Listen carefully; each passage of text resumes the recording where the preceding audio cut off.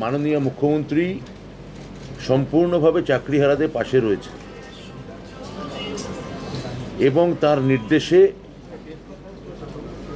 চাকরিহারাদের স্বার্থে রাজ্য সরকারের আমাদের বিদ্যালয় শিক্ষা দপ্তর সর্বক্ষণ কাজ করে চলেছে। এটাও আমাদের মনে রাখতে হবে যে ওই রায় বেরোনোর পরে আমাদের সরকার, আমাদের বোর্ড, মাধ্যমিক শিক্ষা পর্ষদ এখানে আছেন তার সভাপতি, তাদের সেই সাম্প্রতিক আবেদন, তাতে মহামান্য সুপ্রিম কোর্ট আমাদের সরকার, মুখ্যমন্ত্রীর কথায় আমাদের দপ্তর, আমাদের বোর্ড আবেদন করেছিলেন এবং তার জন্যে ইতিমধ্যে সুপ্রিম কোর্ট 31শে ডিসেম্বর 2025 পর্যন্ত উপযুক্ত শিক্ষকদের কাজ চালিয়ে যাওয়ার জন্য ইতিমধ্যেই বলেছেন। রিভিউ পিটিশনও আমরা করছি, সেটাও আমরা জানিয়েছি।